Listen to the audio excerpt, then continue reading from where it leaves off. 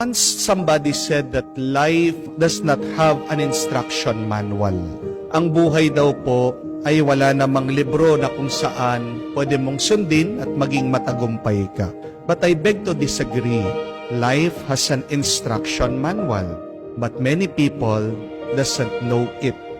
Ano po yung libro na kung saan na pwede mong basahin, sundan, magtatagumpay ka, magiging masaya ka, magiging payapa ka? Yan po yung Biblia, the instruction manual of our life, and even for everlasting life, for eternal life, is the Word of God. Pero kamukha nga po ng sabi ko, marami ang hindi nakakaalam, at kung alam man, marami ang hindi nagbabasa nito. Bakit? Kasi po tayong mga tao, ayaw natin sumusunod sa mga utos. Ayaw natin nagbabasa. Ayaw natin nakikinig. Bakit? Ito po ay dahil sa ating makasalanang pagkatao. Hindi niyo po ba napansin sa inyo po mga may cellphone na nung natanggap niyo yung cellphone, kasama po doon sa box, sa kahon, isang maliit na libro. Yan po yung instruction manual. Hindi ko po alam kung ilan sa inyo nagbasa doon. Madalang na madalang lang sa atin ang binubuksan ito, pinag-aaralan. Sanay na tayo Pagkabukas, kinakalikot. Pero kung babasahin mo lang, napakarami pong pwedeng ituro sa'yo. Kung paano po yung mga iba, pagkabili ng sasakyan, hindi man binabasa din yung instruction manual. Kaya nga, minsan, may makikita silang mga palabas o clips sa TikTok, sa Facebook, pinapaliwanag na meron palang compartment dito sa sasakyan, meron palang libreng payong, o ganito pala ginagamit yung visor, nag-i-extend pala, nabibigla. Bakit? Nandun talaga yon. Hindi lang binasa, hindi lang inintindi, hindi lang naunawaan. Mga kapatid, bakit daw tayo nabibigo sa buhay? Ito po ay dahil nabigo tayong sumunod. We fail in life because we fail to follow. Napakarami pong turo ng Biblia na kung babasahin natin, di man tayo kailangan magkaroon ng problema. Napakarami po nagkakaroon ng problema sa kanilang relationship, sa kanilang mga asawa, o kaya naman sa kanilang trabaho. Pero kung bubuksan niyo po ang sulat ni San Pablo, napakarami niyang turo tungkol sa kung paano ba i-handle ang mga ganitong pagkakataon. Conflict management as written and as taught by St. Paul.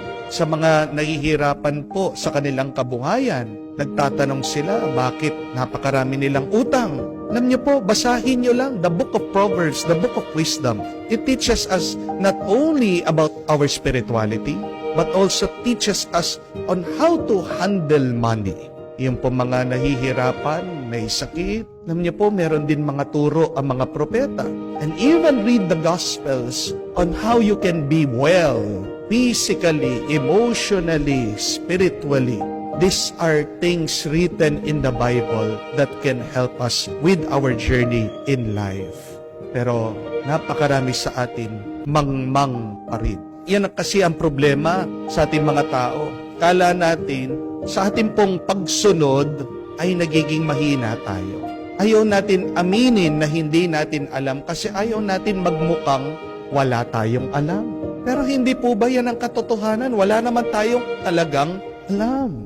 Pero sa ating pagpapanggap at pagbabalat kayo, lalo tayong nagiging mangmang. Naalala ko po, nung ako'y nakabakasyon, nasa Hong Kong ako, at minsang umaga, almusal, ako po ay namangha dahil dito po sa aming pinagkakainan, merong automatic pancake maker. Kung gusto nyo pong ng pancake, pipindot lang po kayo dun sa makina, siya po ang gagawa, bigla lalabas yung pancake. Na ako po ay namamangha, ako ay nabibilib dahil hindi na kailangan ng tao siyang magluto ng pancake. Pinipindot na lang, makina na lang, gagawin, lalabas. Habang nakapila po ako, pinagmamasdan ko kung paano ba pindutin, paano ba gamitin ito. Ayaw ko po magtanong. Hanggang nung ako na po ang gagamit, pinindot ko po yung machine.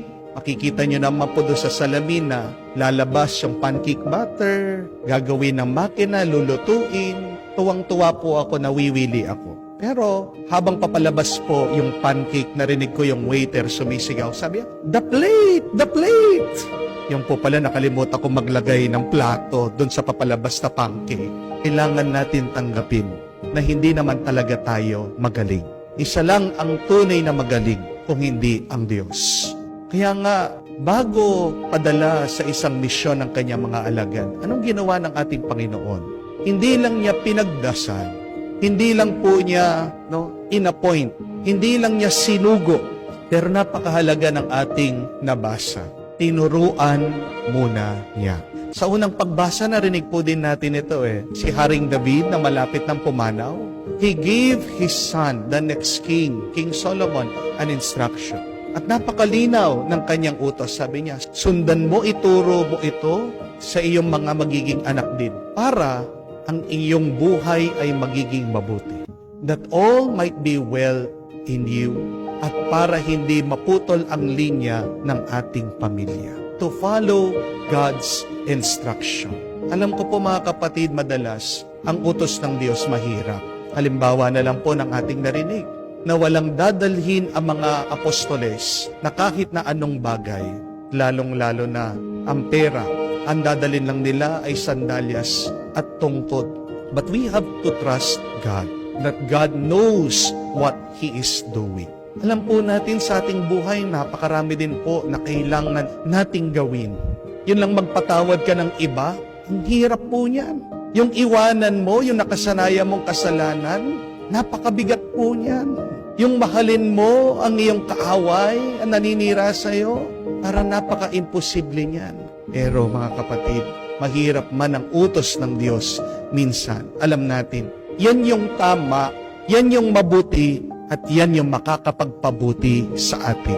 See, my dear friends, that when the apostles followed the instruction, the teaching of Jesus, they performed miracles.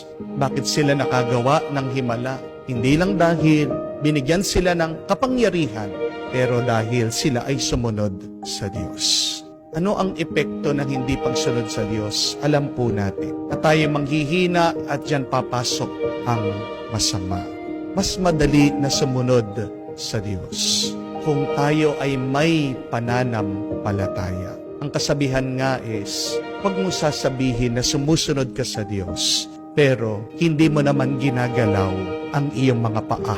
Do not say that you follow God, but at the same time, you're not moving your feet. In order to follow God, you need to have faith. Because what is faith? It is following God even if it seems that nothing makes sense. Lagi tayong sumunod sa Diyos kahit na hindi natin maunawaan, hindi natin maintindihan, kahit na tayo'y nabibigatan. Dahil magtiwala tayo sa pagkatapos ng ating pagsunod sa Kanya ay makakamtan natin ang kaligtasan ng Kanyang pagpapala.